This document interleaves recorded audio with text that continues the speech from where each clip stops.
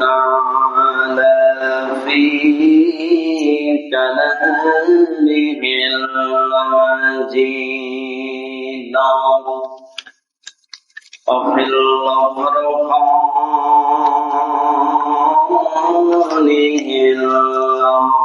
الحميد أعوذ بالله من الشيطان الرجيم بسم الله الرحمن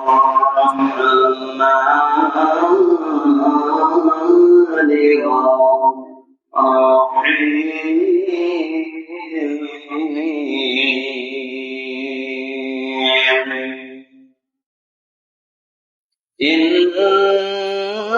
الله وملائكته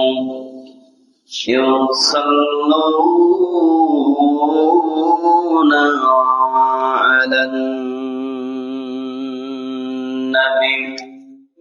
يا أيها الذين آمنوا صلوا عليه وسلموا تسليما اللهم صل على سيدنا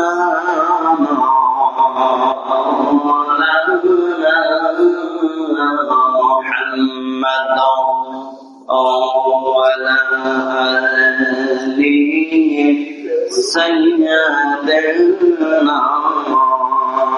شفيعنا محمد بلغ العلا بكماله كشف الدجى بجماله حسنت جميع خصاله صلوا عليه وعلى آله اللهم صل على سيدنا مولانا محمد وعلى آله سيدنا شفيعنا محمد الحمد لله والصلاة والسلام على عاقبة للمتقين وعلى آله وصحبه أجمعين رب اشرح لي صدري ويسر لي أمري واحلل عقدة من لساني يفقهوا قولي আলহামদুলিল্লাহ সমস্ত প্রশংসা সমস্ত তারিফ সেই মহান রবের দরবারে যে মহান রব্বুল আলামিন আমাদেরকে একটি সপ্তাহ পরে আল্লাহর পবিত্র মসজিদ ঘরে আসার এবং বসার যে মালিক আমাদেরকে তৌফিক দান করলেন আমরা সকলেই জনসরে বলে আলহামদুলিল্লাহ দরুদ পড়ছি বিশ্ব মানবতার মুক্তির দিশারি সর্বকালের সর্বযুগের সেরা নবী সমস্ত নবীদের নবী বিশ্ব সবার সভাপতি সমস্ত নবী রাসূল মাতার মুকুট সাইয়্যিদুস সাকালাইন ইমামুল মুরসালিন খাতামুন নবিয়্যিন সাদ্দাল দুজা নূর মদিনা নূর মুজাসসাম নূর আলা নূর সাইয়্যিদনা শাফিআনা হাবিবানা মাওলানা মুহাম্মদ রাসূলুল্লাহ সকলে পড়ি সাল্লাল্লাহু আলাইহি ওয়াসাল্লাম। আল্লাহ রাব্বুল আলামিনের দরবারে লাখো কোটি শুকরিয়া আদায় করি যে মহান রব্বুল আলামিন আমাদেরকে সুস্থ রেখেছেন বলে আলহামদুলিল্লাহ। কত মানুষ অসুস্থ, বাসার বাড়িতে, হাসপাতালে বেডে তারা অসুস্থ অবস্থায় পড়ে আছে। আল্লাহ রাব্বুল আলামিন তাদের তুলনায় আমাদেরকে যতটুকু সুস্থ রেখেছেন, এজন্য আমরা সবাই বলি আলহামদুলিল্লাহ। সকলেই বলি রব্বানা লাকাল হামদান কাসীরান তাইয়্যিবান মুবারাকান ফীহি। সম্মানিত উপস্থিতি, আরবিতে মাস হলো জিলহজ মাস। কি মাস বলেন তো? জিলহজ মাসের আজ হলো 4 তারিখ। কয় তারিখ? জিলহজ মাসের আজ হলো 4 তারিখ। আজকে জিলহজ মাসের প্রথম খুতবাটা হলো কোরবানি সম্পর্কে। কি সম্পর্কে বলেন তো? কোরবানি সম্পর্কে আজকের হচ্ছে আলোচনা। আল্লাহ রাব্বুল আলামিন এই পৃথিবীতে আমাদেরকে পাঠিয়েছেন।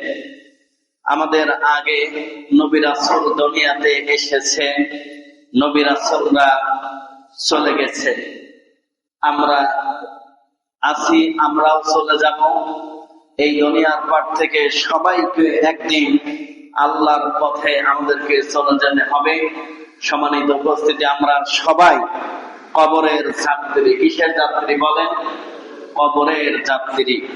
পরীক্ষা হয়েছিল ইব্রাহিম এবং ইসমাইলের, পরীক্ষা হয়েছিল হাবিল এবং কাবিলের। হাবিল এবং কাবিল তারা ছিলেন 2 ভাই, ইব্রাহিম এবং ইসমাইল তারা ছিলেন পিতা পুত্র। তাদের কোরবানি হয়েছিল। সম্মানিত উপস্থিতি, গত জমায় আমরা জিলকদ এর আলোচনা করেছিলাম।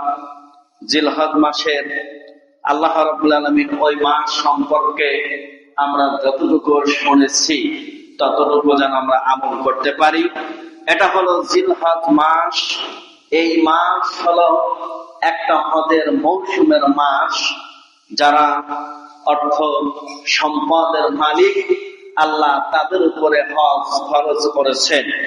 আমরা যারা হজে যেতে পারি নাই, যাদের হজে যাওয়ার মতন সামর্থ্য নাই, তবে আমরা চেষ্টা করব যেই দিন আমাদের সম্পদ হবে আমরা সহি নিয়ত করব আল্লাহ যেন আমাদের ওই কাবা ঘরটা তাওয়াফ করাই। সকলেই বলি আমিন। আল্লাহ রাব্বুল আলামিন, আমরা এই জিলহজ মাসের মর্যাদা সম্পর্কে কিছু আলোচনা শুনব।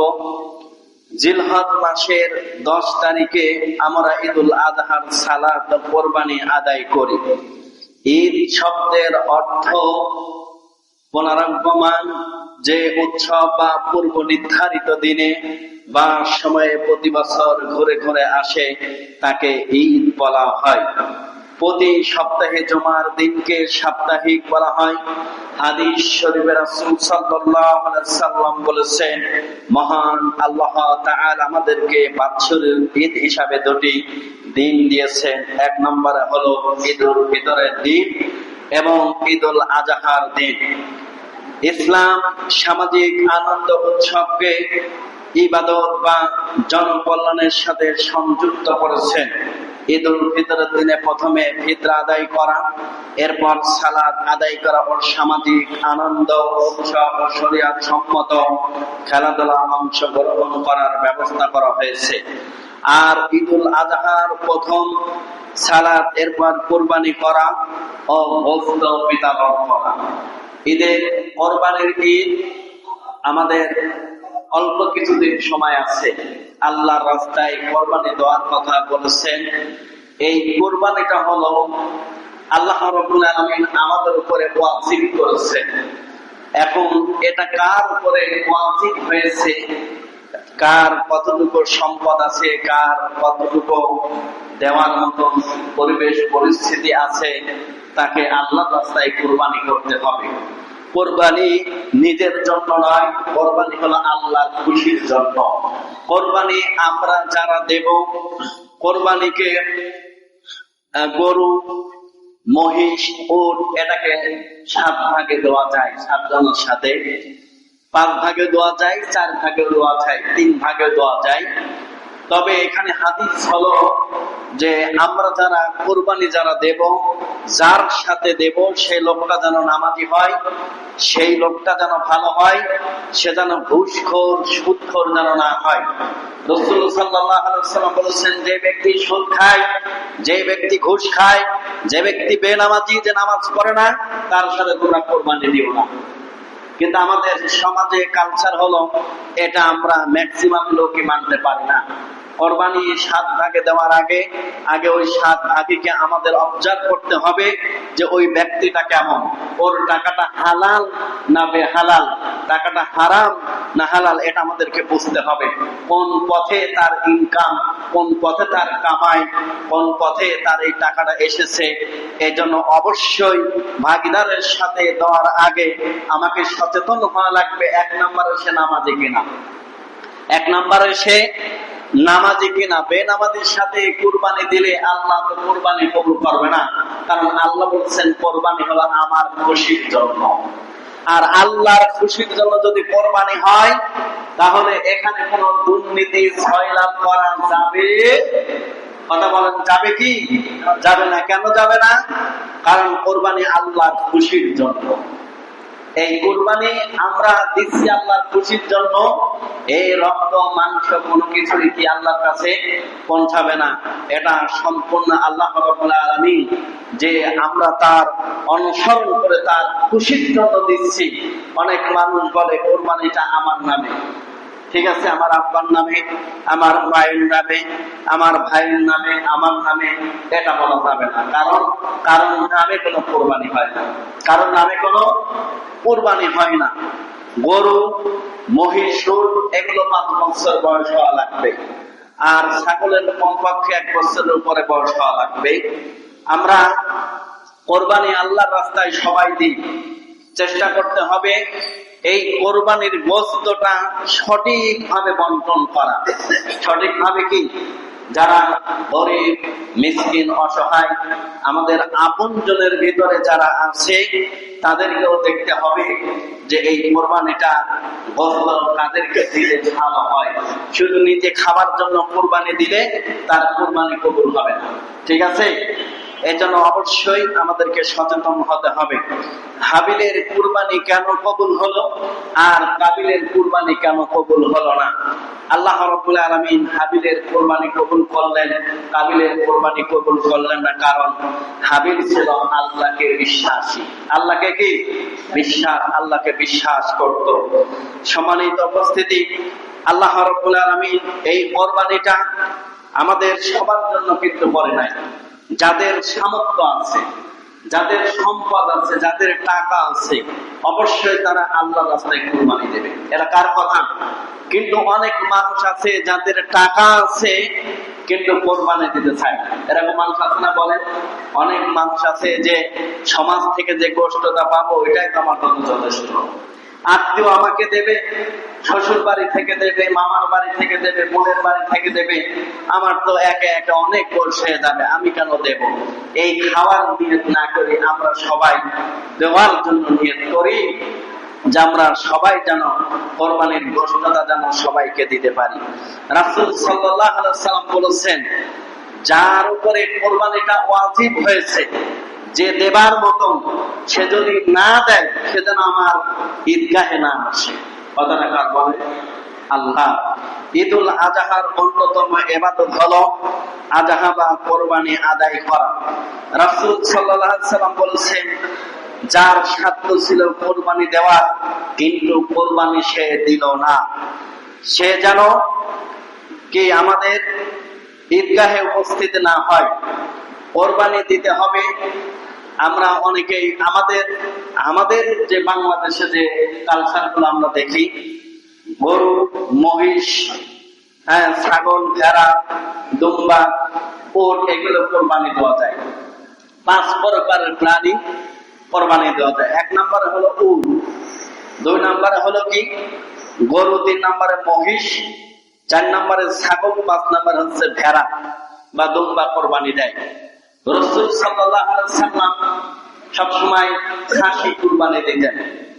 ঠিক আছে, কোরবানির পশুটা কেমন হওয়া লাগবে?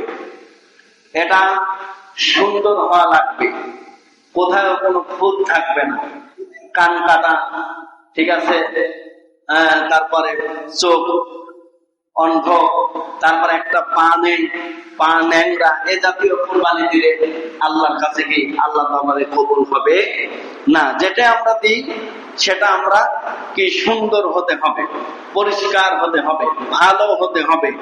এখন কোন টাকায় পাইছি একটা কানা কিনলাম, কোন টাকায় পাইছি পা একটু টিপে, ঠিক আছে, কোন টাকায় পেয়েছি এইবার কান দেখা গেল যে সিরা ফাটা, এগুলো দিতে হবে না। এগুলো দিতে হবে, এগুলো একনিষ্ঠবান হয়ে আল্লাহর খুশির জন্য সর্বোচ্চ পন্থায় অবলম্বন করে কোরবানি দিতে হবে।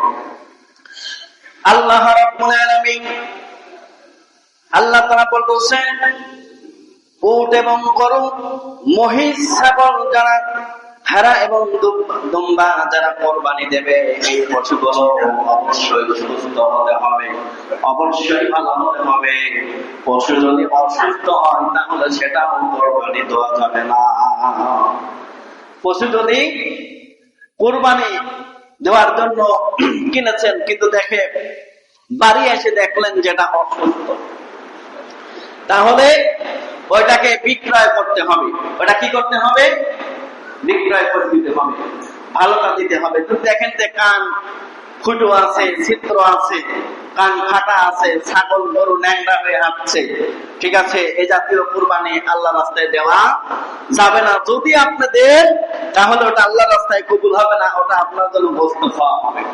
তাহলে আমরা নিয়ত করে আমরা কেউ বস্তু খাওয়ার জন্য কুরবানি না দিই। কথা বলেন, ঈমান আমাদেরকে জাগ্রত করতে হবে। আমরা কেউ জানো কোন দুর্বল পশু, মানে হাড় বাড়া গেছে, এত কাবু না খাইতে খাইতে জীবন যাই যায়, ওইটা কোরবানি দেয়।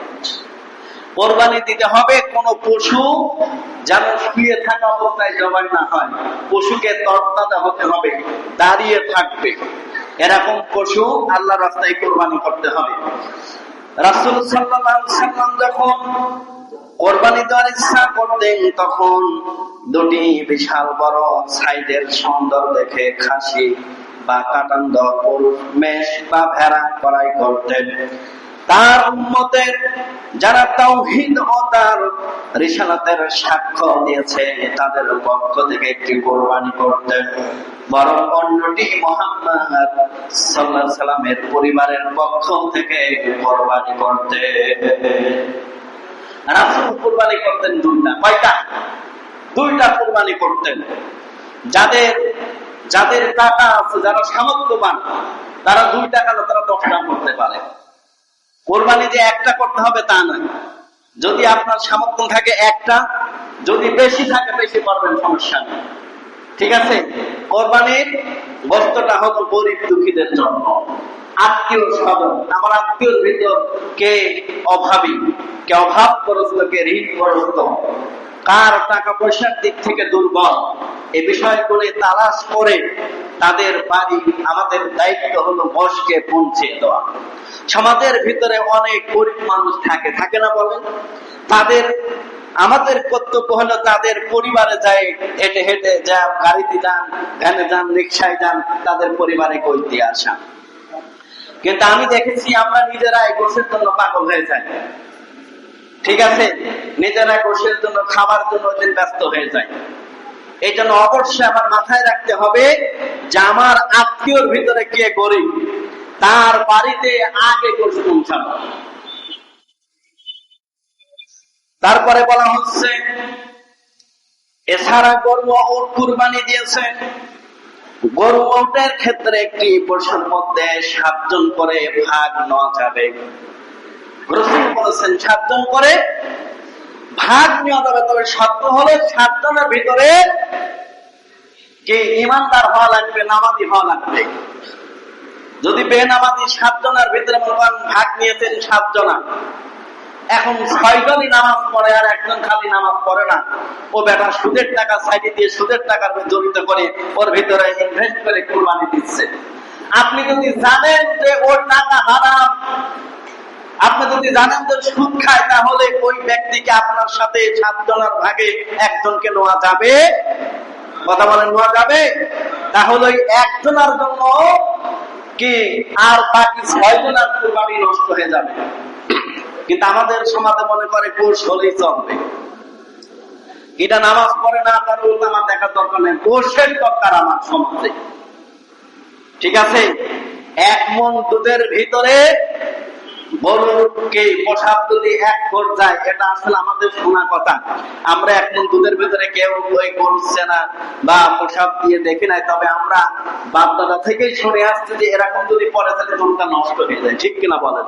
তাহলে 1 মণ দুধের ভিতরে যদি 1 ফুট যদি গরুর পোশাক দেয়, 1 মণ দুধ যদি নষ্ট হয়ে যায়, তাহলে 7 ভাগের কোরবানি 1 মণ যদি আপনার হারাম টাকা নিয়ে ঢোকে, তাহলে বাকি 6 জনের ওই হালাল টাকার কোরবানি হারাম হয়ে যাবে।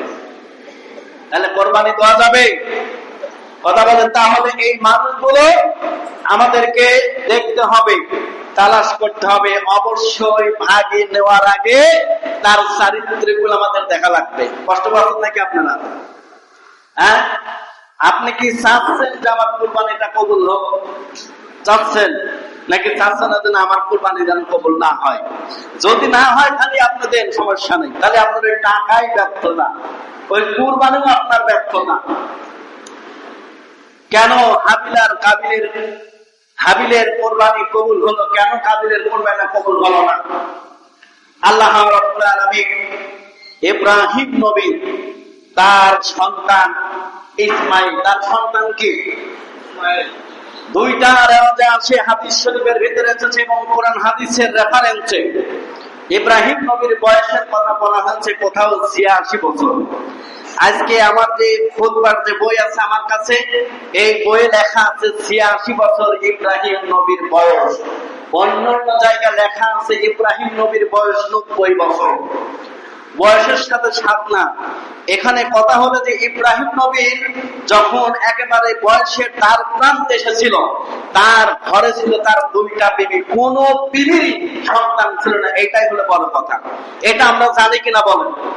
সবাই আমরা জানি কিনা? প্রতি বছরের ন্যায় এই আলোচনাটা প্রত্যেক মসজিদে কম বেশি ইমাম এবং যারা ইমাম বা যারা আলেম তারা এই ওয়াজটাই বক্তৃতা কিন্তু তারা করেন। আমিও প্রতি বছরের ন্যায় এই আলোচনাটা করি যে ইব্রাহিমের বয়স যখন 86 বছর, এই 86 বছর বয়সে তার ঘরে কোনো সন্তান ছিল না, মেয়েও ছিল না, কি ছেলেও ছিল না। এখন যেই ঘরে সন্তান নাই, একটু দুঃখ কষ্ট তো লাগে, লাগে কিনা বলেন? তাহলে 86 বছর বয়স, তার কোন সন্তান নাই, কিন্তু ইব্রাহিম নবী ছিলেন বিশাল ধনিত্ব, তার অনেক সম্পদ ছিল। ইব্রাহিম নবী আল্লাহর কাছে বললেন, আল্লাহ তুমি আমাকে এত সম্পদ দিয়েছ, আল্লাহ আমি মরে যাওয়ার পরে আমার বিবিদেরকে দেখবে, সংসারকে দেখবে, এই সম্পদ আমার কে দেখবে? বাংলা বাকি জীবনে এই শেষ বয়সে যদি তুমি একটা কানা খরাও সন্তান যদি আমাকে দিতে, তাহলে সম্পদ দেখত এবং আমার 2 বিবিকে দেখত। কিন্তু সন্তান নেই, নৈরাশ্যর জীবন, কষ্টের জীবন। আল্লাহ রাব্বুল আলামিন ইব্রাহিম নবী যখন এই কথাটা বললেন, আল্লাহর কাছে বললেন, আল্লাহ জীবন তো শেষ বয়সে আমার একটা সন্তান হলো, আপনি দেন কানা হোক খরা হোক, আপনি আমাকে একটা সন্তান দেন। ইব্রাহিম নবীর 2 স্ত্রী ছিলেন। কয় স্ত্রী বলেন? 2টা স্ত্রী ছিলেন। 2টা স্ত্রীর একটা কি সন্তান ছিল না কারণ ঘরে। ইব্রাহিম নবীর দোয়া আল্লাহ কবুল করলেন। ইব্রাহিম নবীর ঘরে একটা সন্তান দান করলেন। এত সুন্দর সন্তান, বলা হচ্ছে চন্দ্রের চেয়েও উজ্জ্বল। সুবহানাল্লাহ। চন্দ্রের চেয়েও কি উজ্জ্বল চেহারা। আর নবীদের তো এমনি চেহারা ভালো হয়, ঠিক কিনা বলেন? তিনিও নবী হবেন। ইব্রাহিম নবী, ইসমাইল তার ছেলে, সেও নবী হবেন। আল্লাহর নবী দোয়া করলেন, তাকে একটা সন্তান আল্লাহ রাব্বুল আলামিন দান করলেন। এই সন্তান আস্তে আস্তে বড় হচ্ছে। সন্তানের প্রতি বাবা মার মায়া আছে না নাই? এই কথা বলেন, মায়া আছে না নাই? যার ভিতরে মায়া নাই সে মনে করতে হবে তার দিলটা কি, তার দিলটা পাথর দিয়ে করা। ছোট বাচ্চাদের দেখলে প্রায় সবাই ভালোবাসে, কোলে নেয়, চুমো খায়, আদর করে, করে কিনা বলেন? এই যে ভালোবাসা, এই যে প্রিন্স, এটা তৈরি করে কে? আল্লাহ রাসূলের কাছে একজন সাহাবী বলতেছেন, ইয়া রাসূলুল্লাহ, ইয়া হাবিবাল্লাহ, আমি তো ছোট ছোট বাচ্চাদের দেখলাম আর চুমো দিতে মন চায় না, কোলেও নিতে মন চায় না, ভালো কথাও বলতে মন চায় না। আল্লাহ রাসূল বললেন, তোমার দিলটা পাথর দিয়ে করা। তোমার মনের মধ্যে, তোমার মনটা শক্ত, আর যার দিলটা নরম সে অবশ্যই তার সন্তানকে দেখবেন না, ছোট ছোট বাচ্চারা নিয়ে কোলে করে, চুমো খায়, আদর করে, করে কিনা বলেন? আবার কিছু মানুষ এগুলো পছন্দ করে না। তাহলে আল্লাহ নবী ইব্রাহিম তার সন্তান ইসমাইল, এত সুন্দর ছেলে, এত সুন্দর চেহারা, চেহারা দেখলে মন কয় তাকাই থাকি। বলেন তো, এত সুন্দর চেহারার সন্তান কোন বাপ মা ভালোবাসে না? কোন বাপ মার যদি সন্তান যদি কালো হয়, তারপরও তার কাছে কি অনেক বড়। যদি প্রতিবন্ধী হয়, ন্যাংরা হয়, কানা হয়, খোড়া হয়, তারপরও তার কাছে অনেক বড় আপন, অনেক মায়া। এই সন্তান আস্তে আস্তে বড় হয়, এত সুন্দর চেহারা। ইব্রাহিম নবী ভালোবাসে, তার স্ত্রীও ভালোবাসে। এই ভালোবাসাটা শয়তানের সহ্য হচ্ছে না। আল্লাহ রাব্বুল আলামিন ইব্রাহিম নবী যেখান থেকে আসলে আগে ইসমাইল নবীকে কোলে নেয়, বুকে জড়ায় ধরে, চুমো খায়। শয়তান বলতেছে, ইব্রাহিম নবীর সন্তান হওয়ার পরে তার ছেলেকে বেশি আদর করে, আল্লাহকে বেশি প্রাধান্য দেয় না। এই জন্য শয়তান আল্লাহর কাছে বলে, আল্লাহ, ইব্রাহিম নবী তোমাকে এত ভালোবাসত, এত সম্মান করত, তার সন্তান হওয়ার পরে তোমাকে আর ভালোবাসে না। এইবার দেখো তার সন্তানের প্রতি তার ভালোবাসাটা দরদ বেশি। এইবার এই কথা যখন বলল ইব্রাহিম নবী, আল্লাহ রাব্বুল আলামিন বললেন, ফেরেশতারা পর্যন্ত বলেছেন যে আল্লাহ ইব্রাহিম নবী ইসমাইলকে বেশি ভালোবাসে। আল্লাহ বলল, ও ফেরেশতারা, তোমরা কি দেখতে চাও? আমি তোমাদের দেখাই দেব ইসমাইলকে বেশি ভালোবাসে না, আমি ইব্রাহিম, আমি আল্লাহকে বেশি ভালোবাসে। ইব্রাহিম নবী শুয়ে আছেন, রাত্রে স্বপ্ন দেখাচ্ছে, ইব্রাহিম তুমি আমার রাস্তায় কুরবানি করো। এই ঈমানের পরীক্ষা শুরু হলো। আল্লাহর নবী স্বপ্ন দেখা মাত্রই দিনের বেলায় 100 গরু কোরবানি আল্লাহর রাস্তায় করে দিলেন। পরে রাত্রে আবার স্বপ্ন দেখা, ইব্রাহিম আমার রাস্তায় তুমি কোরবানি করো। ইব্রাহিম নবী মনে করছে, আল্লাহ মনে হয় আমার কোরবানিটা কবুল করে নাই। পরের দিন আবার 100 উট কোরবানি করে দিলেন আল্লাহর রাস্তায়। দ্বিতীয় দিন আল্লাহ বলে, ইব্রাহিম আমার রাস্তায় কোরবানি করো। ইব্রাহিম নবী বুঝতে পারলেন না, আমি গরু কোরবানি করলাম 100, কোরবানি করলাম 100, আমার কোরবানি কেন আল্লাহর দরবারে কবুল হচ্ছে না? কারণটা কি? কারণ আল্লাহর কাছে আমি ইব্রাহিম নবী দোয়া করলে দোয়া ফেরত যায় না। বলেন সুবহানাল্লাহ। অথচ আমার কোরবানি কেন কবুল হয় না? পরের দিন আবার স্বপ্ন দেখালেন, ইব্রাহিম আমার রাস্তায় কোরবানি করো। আল্লাহ নবী ইব্রাহিম বাসা 100 দুম্বা আল্লাহর রাস্তায় কোরবানি করলেন। উট কোরবানি করলেন 100, গরু কোরবানি করলেন 100, দুম্বা কোরবানি করলেন 100, 300 পশু আল্লাহর রাস্তায় কোরবানি করলেন। আল্লাহ তার কোরবানি কবুল করলেন না। এইবার পরের দিন রাত্রে স্বপ্ন দেখায়, ইব্রাহিম তোমার কাছে প্রিয় যে বস্তুটা, সেই বস্তুটা আমি আল্লাহ রাস্তায় কোরবানি করব। ইব্রাহিম নবী এইবার স্বপ্ন ভেঙে গেল, বুঝতে পারলেন আমার কাছে প্রিয় বস্তু আমার ইসমাইল ছাড়া আর কোনো কিছুই আমি তো দেখি না। তাহলে তোমরা কোরবানি হলো না, ওর কোরবানি কবুল করলেন না, করলেন না, তার মানে আল্লাহ আমার ইসমাইলকে আল্লাহ রাস্তায় কোরবানির কথা বলেছে। আল্লাহ রাস্তায় কোরবানির কথা বলেছেন। ইব্রাহিম নবী ইসমাইলকে নিয়ে কি পরীক্ষা দিচ্ছেন, কি পরীক্ষার সম্মুখীন হলো। যখন ইসমাইলের বয়স যখন 2 বছর, এই 2 বছর বয়সে আল্লাহর অর্ডার হয়ে গেল, ইসমাইল সহ তার মা সহ মরুভূমিতে রেখে আসো। পরীক্ষা শুরু হয়ে গেল। বলেন আমরা কিরকম পরীক্ষার সম্মুখীন হয়েছি। আমাদের ছেলেদের মেয়েদের একটু যদি জ্বর হয়, রাতের পর রাত ঘুমাই না, ছেলে মেয়ে নিয়ে বসে থাকি, বলেন ঠিক না? আল্লাহ নবী ইব্রাহিমের কি ইমতিহান চলছে, কি পরীক্ষা চলছে। 2 বছর বয়স, তার মা সহ ইসমাইল সহ মরুভূমিতে রেখে আসা। কি অর্ডার করলেন আল্লাহ?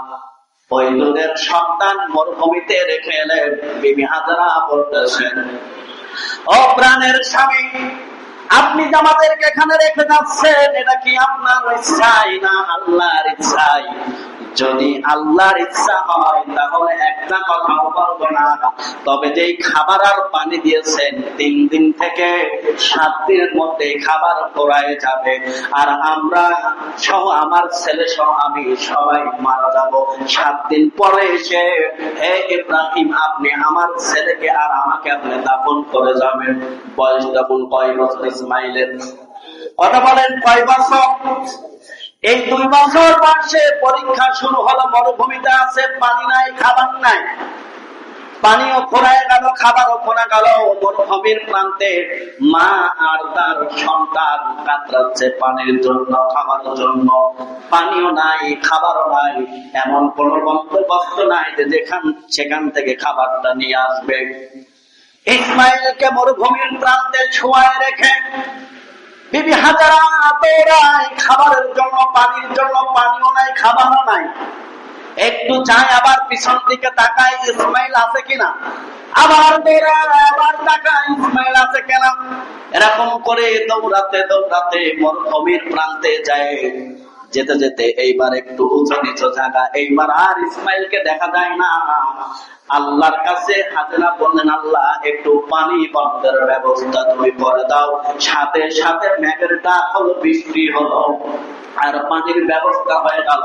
হাজেরা দৌড় দিয়ে তার সন্তানের কাছে চলে এসে সন্তানকেও পানি পান করালেন, মা এবং পানি পান করলেন। বলেন সুবহানাল্লাহ। আল্লাহ নবীদের স্ত্রীর কি পরীক্ষা, আল্লাহ নবী হযরত ইব্রাহিম তার কি পরীক্ষা।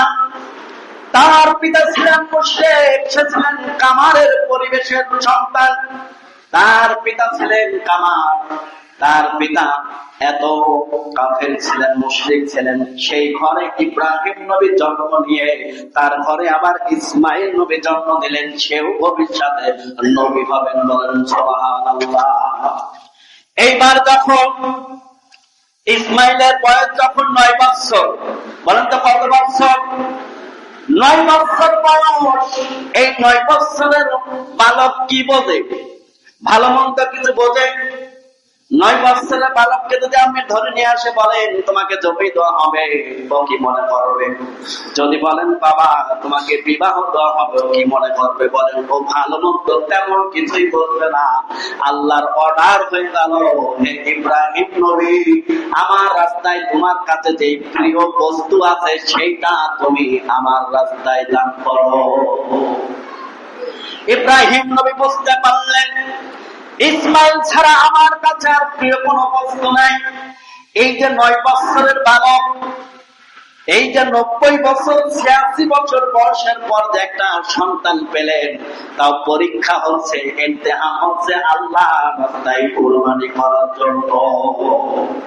ইব্রাহিম নবী ইসমাইলকে কুরবানি করার জন্য, পরীক্ষা দেওয়ার জন্য প্রস্তুত। 9 বছর বয়স বিবি হাজরার কাছে যে বলতেছেন, বিবি হাজরা তুমি ছেলেকে একটু গোসল করায়, আতর মাখায়, সুন্দর পোশাকটা পরায় দাও, আমি এদেশের মালিকের দাওয়াতে যাব, বাদশার দাওয়াতে যাব। মহিলা মানুষ এতটা বুঝতে পারে নাই এদেশের মালিককে, এদেশের বাদশাকে। এইবার সন্তানকে গোসল করায় দিয়ে, আদর করায় দিয়ে, সুন্দর করে, এত সুন্দর চেহারা দেখতে, চন্দ্র যে উজ্জ্বল, এত সুন্দর চেহারাবান ছেলে আল্লাহ রাস্তায় ইব্রাহিম নবী কুরবানি করবে। এইবার ইব্রাহিম নবী ছুরি আর রশি নিয়ে আগে আগে হাঁটছেন। মা হাজরা বলতেছেন তোমার পিতা চলে গেল, তুমি তোমার পিতার দিকে দৌড়াও। ইব্রাহিম নবী দৌড় দেয় আর ইসমাইল নবী তার পিছন পিছনে দৌড় দেয়। এইবার শয়তানের গায়ে আগুন ধরে গেল। শয়তান মনে করছে ইব্রাহিম নবী মনে হয় পাস করে যাবে আল্লাহর পরীক্ষায়। এইবার 9 বছরের বালক ইসমাইলকে ধোঁকা দিচ্ছে। ইসমাইল তুমি কি জানো না, তোমার পিতা দেখো সামনে, তোমার পিতার হাতে ছুরি, তোমার পিতার হাতে রশি, তোমাকে জবাই করার জন্য নিয়ে যাচ্ছে। সন্তান টুকরে কান্না করে বাবাকে বলতেছে, আব্বা জান কে যেন আমাকে ধোঁকা দিচ্ছে, পিছনে বলছে আপনি নাকি আমাকে জবাই দিবেন। ইব্রাহিম নবী বলতেছেন শয়তান ওই জায়গা তুমি পাথর মারো, আল্লাহ নির্দেশ করেছেন যেখানে ইসমাইল নবী পাথর মেরেছে সমস্ত হাজিকে অর্ডার করলাম এই মাস এই সময় সারা পৃথিবী থেকে যত হাজিরা হজ করতে গেছেন, ইসমাইল নবী যেখানে পাথর মেরেছেন, হাজিরা যদি পাথর না মারে আল্লাহ বলেছেন তাদের হজ আমি কবুল করব না। 9 বছর বালকের কি বুদ্ধি বলেন, পাথর মেরে দিলেন, আবার দৌড়াচ্ছে, আবার দৌড়াচ্ছে। ইব্রাহিম দৌড়ায়, দৌড়াতে দৌড়াতে শয়তান আবার বলে তোমার আব্বা কিন্তু তোমাকে জবাই করতে নিয়ে যায়। সন্তান আবার বলে, ইব্রাহিম নবী বলে আবার পাথর নিক্ষেপ করো। এরকম করতে করতে 3 জায়গায় ধোঁকা দিয়েছে, 3 জায়গায় পাথর মেরেছে। এরকম দৌড়াতে দৌড়াতে বাপ বেটা মিনা পর্যন্ত পৌঁছে গেছে। বলেন সুবহানাল্লাহ। মিনায় চলে গেল। এইবার ইব্রাহিম নবী সন্তানকে বলতেছে, বাবা আল্লাহর হুকুম হয়েছে, আদেশ হয়েছে, তুমি কষ্ট পেও না, তুমি ভয় পেও না, আল্লাহর পরীক্ষা চলতেছে তোমাকে জবাই করার জন্য। 9 বছরের বাবা শিশু বলতেছে আব্বা জান আল্লাহর যদি পরীক্ষা হয়ে থাকে, ইমতিহান হয়ে থাকে, আমার কোনো দাবি নাই, আমার কোনো কষ্ট নাই, ও আমার পিতা আপনি তাড়াতাড়ি আল্লাহর পরীক্ষা আমাকে শুরু করে দেন। ইসমাইল নবী 9 বছর বয়স, তার পিতাকে বলতেছেন আব্বা দাঁড়ান, জবাই করার আগে আমার চোখটা আপনি বেঁধে নেন। আমার চোখটা কি বেঁধে নেন, হাত বেঁধে নেন, আর জবাই করার আগে আপনার চক্ষুটাও আপনি বেঁধে নেন। যখন আপনি ছুরি চালাবেন আমার দিকে যখন নজর পড়বে আর আমার দিকে যদি চান মায়া লাগে তখন আপনি ছুরি চালাতে পারবেন না। ইব্রাহিম যদি তার ছেলেকে ছুরি নিজেই সহাতে পারে, মুসলমান আমরা যারা গরু কুরবানি করি, কুরবানি করি, তোমরা কুরবানি করি, ছাগল করি, তাহলে এটাকে আল্লাহ রাস্তায় কিভাবে কুরবানি করা লাগবে? গরু কুরবানি করে ফ্রিজ কেনেন, কারণ না সব গরু ফ্রিজি ভর্তি করে দেন, আপনারা এরকম পাবলিক কথা বলে, এরকম কুরবানি আল্লাহ রাস্তায় কুরবানি হবে না। মিনায় পৌঁছে গেল, ইসমাইল নবীকে হাত বেঁধে দিল, চোখ বেঁধে দিল, আর ইব্রাহিম নবী তার নিজের চক্ষুকে বেঁধে দিয়ে এইবার যখন ছুরি চালাবে, আসমান কান্দে, জমিন কান্দে, ফেরেশতা কান্দে, বিবি হাজেরা বাড়িতে কাঁদে। আল্লাহর ফেরেশতারা বলতেছে আল্লাহ আর লাগবে না, পরীক্ষা হয়ে গেছে ইব্রাহিম নবী। সুবহানাল্লাহ বলেন। চিন্তা করেন ইব্রাহিম নবী কি পরীক্ষা দিলেন, তার সন্তানকে ছুরির তলে জবাই করার জন্য প্রস্তুত। ও মুসলমান, আমাদের ঈমান আছে কিনা এটা আমাদের জাগ্রত করতে হবে। কতটুকু ঈমান আমার আছে? রাসূলের কাছে একজন সাহাবী প্রশ্ন করলেন, রাসূলুল্লাহ হাবিবাল্লাহ, আমাদের ঈমান আছে, আমি কি করে বলবো? আমার যে ঈমান আছে আমি কি করে বলবো? ইয়া রাসূলুল্লাহ, ইয়া হাবিবাল্লাহ, রাসূল সাল্লাল্লাহু আলাইহি ওয়াসাল্লাম তার উত্তর দিলেন, তোমার যখন ভালো ভালো কাজে তোমার দিলের মধ্যে যখন আনন্দ দেয় তখন তুমি মনে করবা তোমার ঈমান আছে। আর যখন তোমার খারাপ কাজ তোমার দিনের মধ্যে জাগে তখন তুমি মনে করবা আমার ঈমান নাই।